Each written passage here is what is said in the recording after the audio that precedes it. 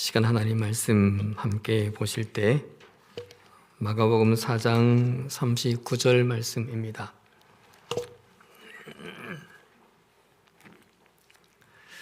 함께 봉독하심으로 하나님 말씀을 받으시겠습니다.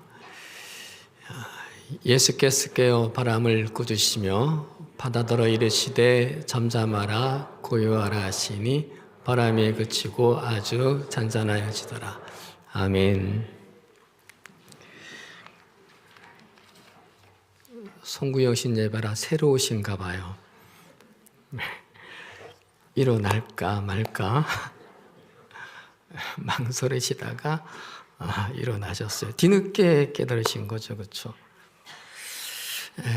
할렐루야. 한 해도 수고 많으셨습니다. 애쓰셨습니다. 그리고 잘 견디셨습니다. 대견하십니다. 저는 저에게 칭찬해주고 싶어요. 날 칭찬해주고 싶어요. 못마땅하게 생각하지 마시고 여러분들도 이 시간 여러분 자신을 한번 칭찬합시다. 괜찮아. 잘했어. 별로 마음에 안 내키는 모양인데 다시 한번요. 잘했어. 괜찮다. 애썼다. 애썼다. 가족들에게도 고맙다고 말해주고 싶어요. 살아줘서 고맙다고. 애써줘서 견뎌줘서 고맙다고. 무엇보다 많이 지치고 힘든데도 주님 안에서 주님 사랑하며 살아줘서 정말 고맙다고요. 흔히 세상을 바다로 비유를 하죠. 망망대해라 합니다. 우리 인생은 그 바다를 향해 하는 배와 같은데 변화무쌍하죠. 때론 태양이 은은하게 내리쬐고 실바람조차 숨죽이고 파도가 잠잠한 때가 있습니다. 순풍에 돛을 단 듯 평안하기만 합니다. 그러나 늘 그렇지만은 않죠. 때론 짙은 안개가 끼입니다. 먹구름이 몰려옵니다. 어둠이 깔립니다. 해서 방향을 잃기도 하고요. 때론 폭우와 풍랑에 쉴 틈 없이 흔들거리고 휘둘리기도 합니다. 우리 인생의 항해가 그렇습니다. 더 큰 문제는 뭐냐면 우리 인생의 배가 항공모함이 아니라는 겁니다. 그저 쪽배에 돛을 단 작은 목선, 이력 편주에 불과하다는 거죠. 그래서 불안합니다. 예수님과 제자들의 인생 항해도 그랬던 것 같습니다. 37절에 큰 광풍이 일어나며 물결이 배에 부딪혀 들어와 배에 가득하게 되었더라. 찬송가 345장이 생각납니다. 캄캄한 밤 사나운 바람 불 때 만경창파 망망한 바다에 외로운 배 한 척이 떠나가니 위태하구나 위태하구나. 말씀을 준비하다 우리 교회 성도님들 명부를 쭉 보았습니다. 한 분 한 분 동그라미 치면서 봤습니다. 인생의 풍랑이 없는 분들은 거의 없었습니다. 이분은 괜찮네 하다가도 삶의 내밀한 아픔이 보였습니다. 이분은 평안하네. 그러나 그분의 등에도 태인 십자가가 있었습니다. 그림자가 있었습니다. 겉보기엔 괜찮아 보이는 분들도 사실은 크고 작은 풍랑 속에 계셨던 겁니다. 건강의 풍랑을 만났고 사고의 풍랑을 만났고 실패의 풍랑 또한 만났고 물질의 풍랑을 만났고 가족의 풍랑 속에 계셨습니다. 그 풍랑으로 인해서 항해가 요동을 칩니다. 파손되진 않을까 두렵기도 합니다. 그저 다만 믿음으로 견뎌내고 계신 거였습니다. 그러다가도 어느 날 불현듯이 말이죠. 주님, 이 풍랑이 도대체 웬일입니까? 무너진 마음으로 하소연을 할 때가 있습니다. 누구나 겪을 수 있는 일인 것을 잘 알고 있지만 내가 당하는 것은 이해가 되지 않습니다. 왜 이런 일이 일어난 걸까? 끝없는 질문을 하다가 스스로 지칩니다. 슬프다, 힘들다, 이런 생각들이 많이 들죠. 그리고 또 다른 풍랑이 밀려들지 않을까 두려운 마음도 있습니다. 저도 그렇습니다. 올 한 해 눈물 꽉 찬 1년이었습니다.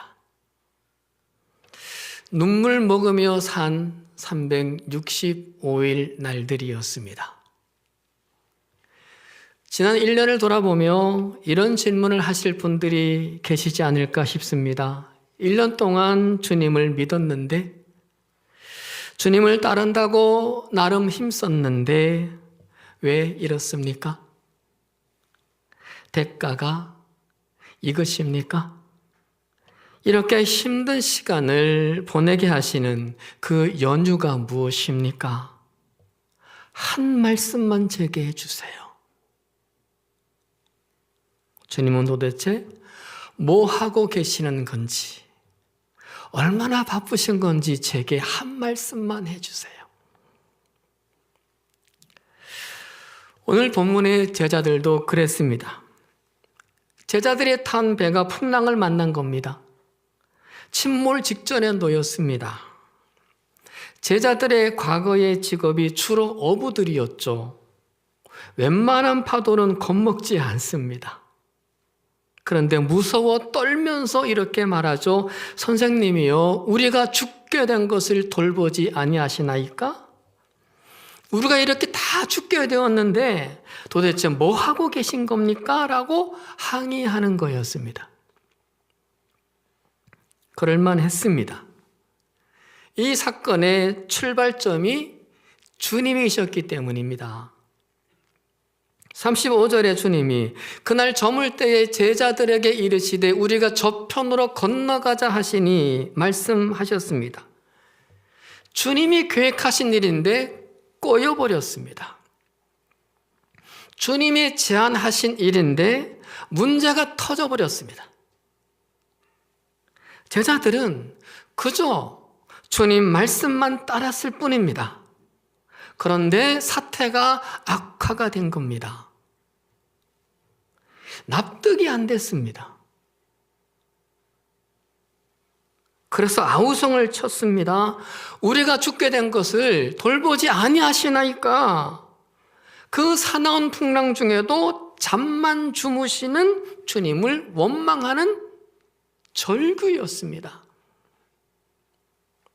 왜 그러고 있느냐는 겁니다. 왜 가만히 계시냐는 겁니다. 그러자 주님이 뒤늦게 일어나셨어요. 그리고 풍랑을 꾸짖으시고 잔잔하게 하셨죠. 그리고는 제자들을 책망하십니다. 어찌하여 이렇게 무서워하느냐? 너희가 어찌 믿음이 없느냐? 여러분, 주님의 이 말씀을 어떻게 생각하세요?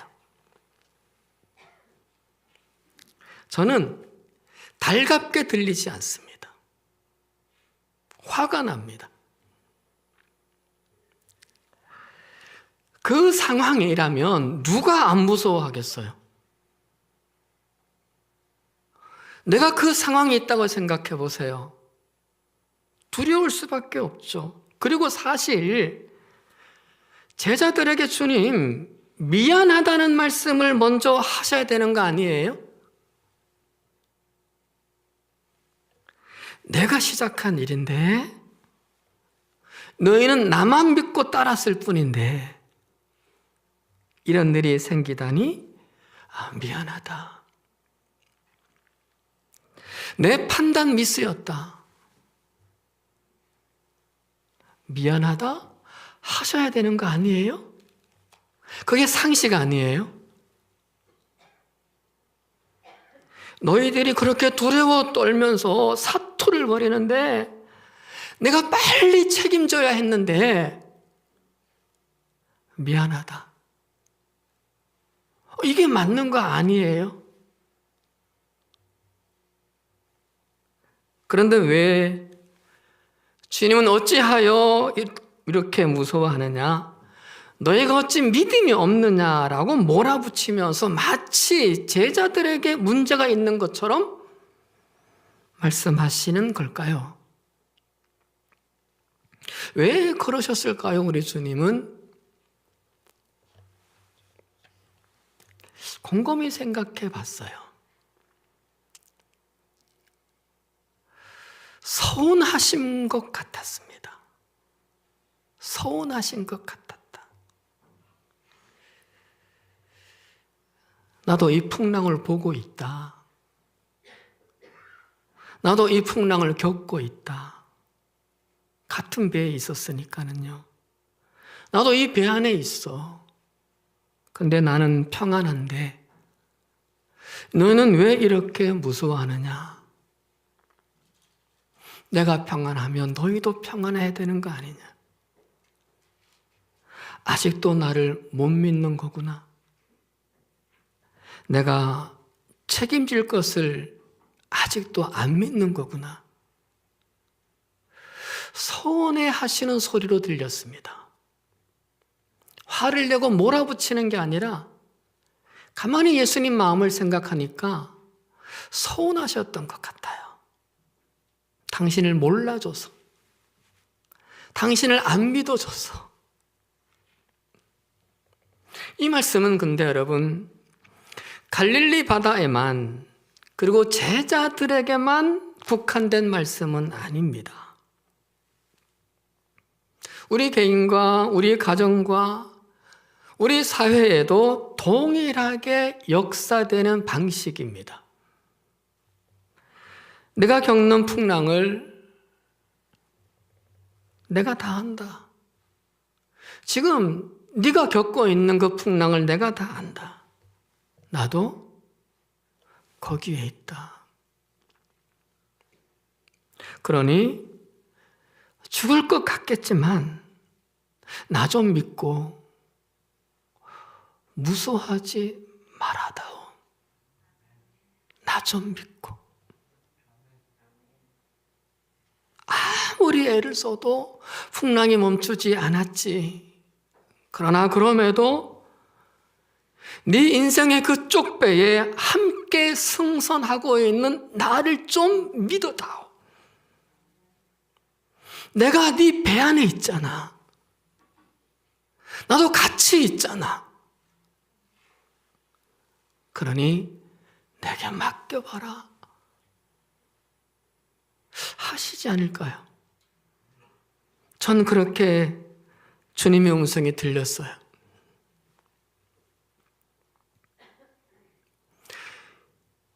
책망의 소리보다, 내게 책임을 전가하는 소리보다 나에 대한 애절한 부탁으로 들려줬어요.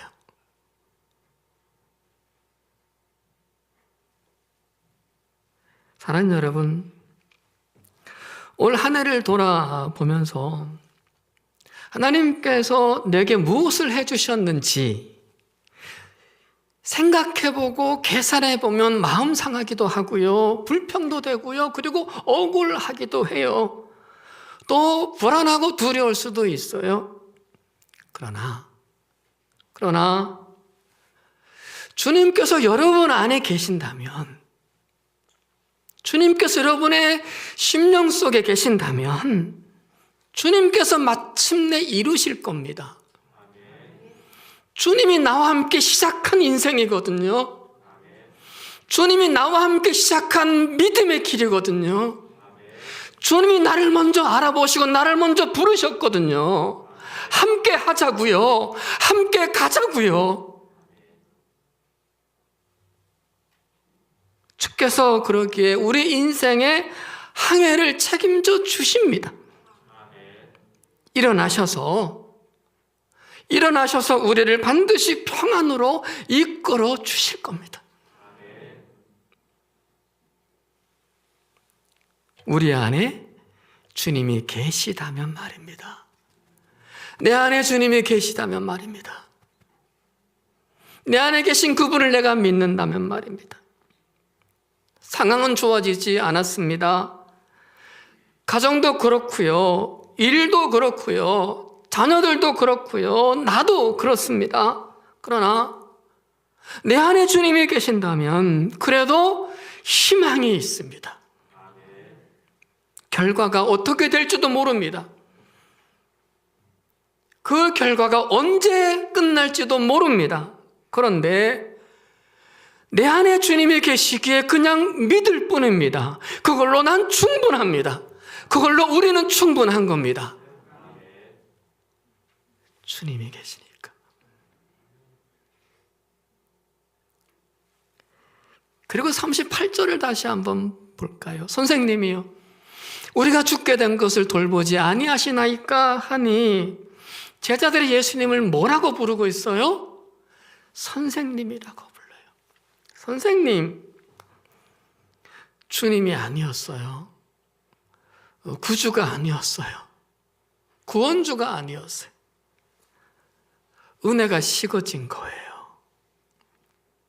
제자로 부름받고 쭉 같이 해왔는데 말씀도 들었고 행하시는 일들도 보았는데 어떤 연인지 모르겠지만 믿음이 식었어요. 약해졌어요. 그래서 자신도 모르게 불안해졌고 두려워졌던 거죠. 그래서 불평하는 거예요. 그래서 주님을 원망하는 거예요. 그러나 주님을 보세요. 그럼에도 불구하고 주님은 일어나셨어요. 당신을 못 믿는다고, 서운하시다고, 아직도 그러냐고, 난 모르겠다라고 하지 않으셨어요. 풍랑을 꾸짖으시고 그 바다더러 고요하고 잠잠하여라 명령하셨어요. 그리고 평안을 주셨어요. 평안하게 해주셨어요. 사랑하는 여러분, 믿음이 약해진 것 같다고 너무 죄스러워하거나 너무 자책하지 마세요.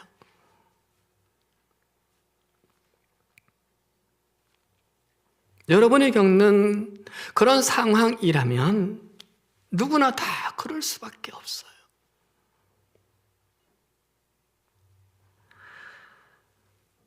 원망이 된다고, 그래서 원망을 했다고 내 자신을 미워하지도 마세요. 그런 처지인데 어떻게 원망이 안 나와요? 어떻게 원망이 안 되는 세상이에요? 그리고 내가 흔들린다며 죽고 싶다면서 투정했다라고 괴로워하지도 마세요. 그런 고통이면 당연한 거예요. 우리가 투정할 때가 어디 있어요? 하나님밖에 없어요. 하나님 아니면 내가 투정할 때가 어디 있어요? 하나님 아니면 내가 원망할 때가 어디 있어요? 하나님밖에 없어요.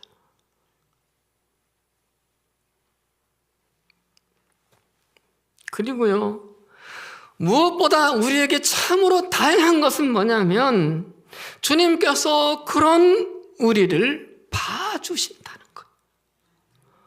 오늘 주님이 제자들을 봐주시잖아요. 그런 제자들 봐주시잖아요. 나와 똑같은 그런 제자들을 주님이 봐주셨어요. 주님이 우리의 처지를 공감해 주시는 거죠. 내 연약함에 공감을 해 주시는 거예요. 우리를 버리지 않으세요. 그래서 제자들에게 하신 것처럼 우리가 당하고 있는 풍랑을 향해 꾸짖어 주십니다.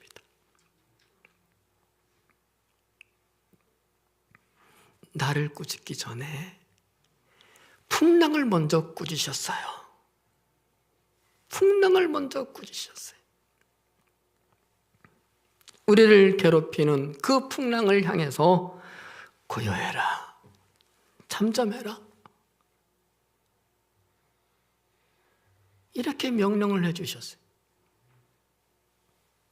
해서 저도 그렇고 여러분도 그렇고 희망이 있는 거예요. 그래서 희망이 있어요. 내가 믿음이 좋아서만 희망이 있으면 난 희망이 없습니다. 내가 원망하지 않고 감사만 해야 한다라고 희망이 있다면 나는 희망이 없습니다. 내가 강해야만 희망이 있다면 저는 희망이 없는 목사입니다. 항상 기뻐해야만 한다면 희망이 있다면 저는 희망 없는 목사입니다. 그러나 우리 주님은 그렇지 않아요. 그럼에도 우리를 봐주시고, 그럼에도 우리 앞에 오셔서 풍랑을 꾸짖으시고, 우리의 연약함을 봐주시는 분이시기에 그래서 희망이 있는 거예요. 믿음이 흔들려도 그래도 희망이 있는 거예요. 그 주님을 의지하시고 힘을 내시길 바랍니다. 말씀을 마치려고 해요. 악성 베토벤을 아시죠? 참 불행한 가정에서 태어났죠. 부친은 알코올 중독자였고 매독 환자였어요. 어머니도 결핵 환자였고요. 자식이 넷이 있었는데 맞이는 죽었고요. 그리고 나머지 넷은 다 결핵 환자였어요. 근데 어머니가 또 임신을 하게 됐어요. 낳을 수 없었어요. 낳아서는 안 됐어요. 유산을 시키려고 백방으로 손을 썼는데 그래도 태어난 아이가 베토벤이에요. 그런 탓에 어렸을 때도 약했고 중년에 일찍 청력을 잃어요. 그 외에도 많은 병을 앓았습니다. 우울증이 있었고요. 강경화였고요. 신장 질환이 있었고요. 폐 질환이 있었어요. 많은 병을 갖고 있었어요. 그래서 늘 죽음을 염두에 두고 살았습니다. 죽기 25년 전부터 유서를 썼는데 죽음이 언제 오든 나는 기꺼이 맞을 것이다. 죽음이여 언제든 오라. 나는 당당히 네 앞으로 가 너를 맞으리라. 이렇게 썼습니다. 그럼에도 수많은 곡을 만든 영혼불멸한 작곡가이죠. 특별히 프루의 명작 운명을 작곡했는데 그 운명이 처음 연주되던 그날 일기장에 이렇게 적었어요. 내 운명의 항해사는 오직 주님이시다. 내 기구한 운명의 배를 여기까지 이끌어 오신 분은 주님이시다. 주여, 내 운명을 위협하는 저 잔인한 풍랑을 속히 잠재워 주소서. 이 믿음, 이 간절함이 베토벤 되게 했겠다 싶습니다. 사랑하는 여러분, 우리 안에 주님이 계십니다. 우리 인생 항해의 항해사요 선장님이십니다. 이 주님이 2025년을 이끌어 오셨습니다. 연이어 2026년을 견인해 가실 겁니다. 주무시는 것 같아도 알고 계시고 보고 계시고 그리고 일어나십니다. 그리고 역사해 주십니다. 우리 인생의 배에 그 주님이 함께 하시니 결코 우리는 패하지 않습니다. 우리는 주저앉지 않습니다. 주님께서 우리를 저 깊고 깊은 바다, 저 경량의 바다에 함께 동승하실 거니까 우리 삶의 항해에 방향을 잡아 주실 겁니다. 안전한 항구로 인도해 가시고 우리가 꿈꾸는 그 목적지로 안착을 시키실 겁니다. 우리에게 별일이 다 있어도, 우리에게 험한 일이 있어도, 우리에게 미친 파도가 불어닥쳐도 이 주님을 믿고 힘차게 승리를 향해 살아가십시다. 올해가 병오년이라고 합니다. 말의 해라고요. 말처럼 힘차게 달리는 우리 한길의 식구들, 이 시간 또 여기에서 예배드리고 방송으로 예배드리는 모든 분들, 그런 새해 될 수 있기를 주님의 이름으로 축원드립니다. 기도드립니다. 우리 안에 거하시고 우리 인생의 배에 함께 하시는, 우리의 가는 길을 지켜주시고 인도해 주시는 하나님 감사드립니다. 혹 우리가 풍랑을 만나도 우리 안에 계신 주님을 믿고 평안하게 하여 주시옵소서. 우리를 절대 놓지 않으시고 결코 포기하지 않으실 주님을 의지하고 이 세상을 희망으로 항해하게 하여 주시옵소서. 새해가 되면 우리도 말처럼 힘차게 뛰고 달리는 삶을 살아가게 하여 주시옵소서. 예수 그리스도의 이름으로 기도드리옵나이다. 아멘.